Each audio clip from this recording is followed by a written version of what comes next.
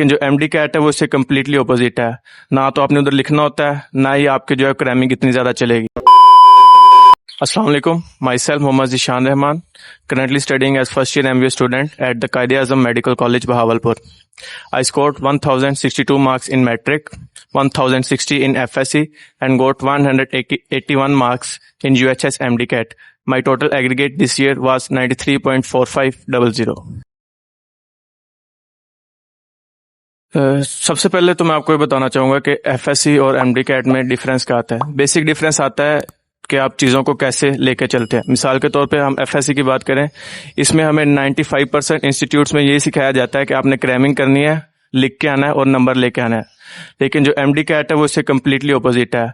ना तो आपने उधर लिखना होता है, ना ही आपके जो है क्रैमिंग इतनी ज़्यादा चलेगी। ठीक है, उसके लिए आपको कंसेप्ट बिल्ड करने पड़ते हैं और उसके अकॉर्डिंगली, ताकि आप जो है वो एग्जाम्स में अप्लाई कर सके। दूसरा मेन डिफरेंस आता है एफएससी और एमडी कैट में, वो ये है कि एफएससी में हमें जनरल चीज़ें बताई जाती हैं कि ये चीज़ ऐसे है, लेकिन जो एमडी कैट होता है उसमें हम बताया जाए ये चीज़ क्यों है, कैसे आई, कहाँ से आई। सो ये दो बेसिक डिफरेंस है एफएससी और एमडी कैट में। अब मैं आपसे अपना एमडी कैट जर्नी शेयर करूंगा। मेरी एफएससी 2021 बैच किया, तो जैसा कि आपको पता होगा कोरोना का सीज़न था।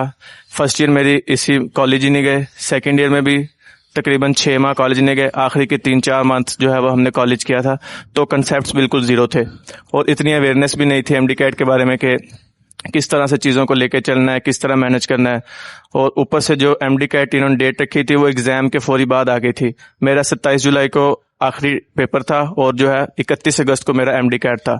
तो मेरे पास टाइम बहुत कम था, लेकिन उस टाइम में मैंने अपनी तरफ से पूरी मेहनत की थी।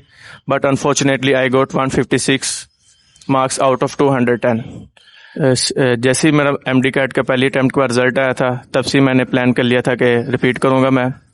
उसके अकॉर्डिंगली मैंने तैयारी शुरू की डिफरेंट सोर्सेज से। सबसे पहले तो मैंने KIPS early prep session join किया था, उसमें 3 माह मैंने स्टडी की, उनके टेस्ट किए। इसके अलावा मैंने उनकी ही प्रैक्टिस बुक्स यूज़ की थी। एमडी कैट का दिन आया, आई वॉज कॉन्फिडेंट कि इस दफ़ा मेरा हो जाएगा, लेकिन अनफॉर्चुनेटली मेरे I got 164 marks out of 200 and fail short of 2 to 3 marks and my aggregate was 89.4 something. Second attempt के बाद मतलब आई वॉज टोटली शैटर्ड। मैंने सोचा था अब ये नहीं करना। I got admission in CA, but लेकिन एक दिन जाने से पहले, मतलब कल मेरी क्लासेस स्टार्ट होनी थी सीए की, उससे पहले शाम को मेरे पेरेंट्स ने बोला कि हमारे कहने पे एक और ट्राई कर लो। तो उनके कहने पे जो है वो मैंने थर्ड अटेम्प्ट की तैयारी शुरू की, लेकिन उस टाइम जो है वो मार्च स्टार्ट हो चुका था। तो मैंने जो तैयारी अपनी मार्च से स्टार्ट की थी, इस दफ़ा मैंने कोई एकेडमी ज्वाइन नहीं की, सेल्फ स्टडी की थी। एंड पे आके जो रेगुलर सेशन का टेस्ट सेशन था वो मैंने किप्स में ज्वाइन किया था एंड अल्हम्दुलिल्लाह I got 181 marks this year.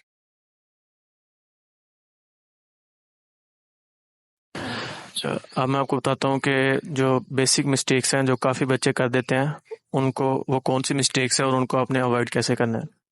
मैं अपना बताऊँ तो जो मेरी पहली 2 अटैम्प्ट्स थी उनमें एज सच जो है वो मैंने बुक रीडिंग नहीं की थी, क्योंकि गाइड ही हमें इस तरह से किया गया था कि अगर आपके पास कंसेप्ट्स हैं तो आप जो है वो एमडी कैट क्लियर कर लेंगे।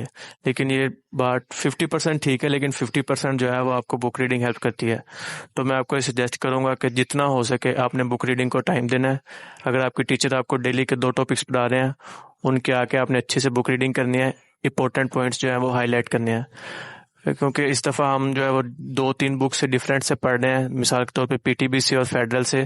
तो दोनों बुक्स को बारी बारी खोलना जो है वो एज सच फिजिबल नहीं है। तो अगर आप बेसिक बुक जो है अपनी पीटीबी रखें और साथ में फेडरल की बुक खोल लें, जो जो एक्स्ट्रा चीज़ें आपकी फेडरल में आ रही हैं उनको है वो आपने पीटीबी पे नोट कर लेना, ताकि आपको बारी बारी जो है वो दोनों बुक्स खोलने की ज़रूरत ना पड़े। दूसरी मिस्टेक जो वो स्टूडेंट्स करते हैं वो ये होती है कि खुद को दूसरे से कंपेयर करते हैं। मिसाल के तौर पे सोचते हैं कि वो बच्चा 10 घंटे पढ़ रहा है, मैंने सिर्फ 6 घंटे पढ़ा है। तो हो सकता है वो स्लो लर्नर हो, उसको चीज़ें ग्रैब करने में टाइम लग रहा हो, इसलिए वो जो चीज़ें आप 6 घंटे में कर रहे हो वो 10 घंटे में कर रहा है। तो इस चीज़ पे आपने नहीं जाना। क्वांटिटी मैटर नहीं करती, क्वालिटी मैटर करती है। अगर आप सारी चीज़ें थोड़े वक्त में ग्रैब कर रहे हैं तो ये आपके लिए वेल एंड गुड है। जो आपके पास टाइम बचेगा उसको आप मज़ीद जो है बेहतरी के लिए यूटिलाइज कर सकते हैं। Hope you like the video. अगर आपकी कोई भी क्वेश्चंस क्वेरीज हैं आप कमेंट सेक्शन में पूछ सकते हैं। इसके अलावा वीडियो को लाइक करें, शेयर करें और चैनल को लाजमी सब्सक्राइब करें और बेल आइकन लाजमी प्रेस करिएगा। Thank you.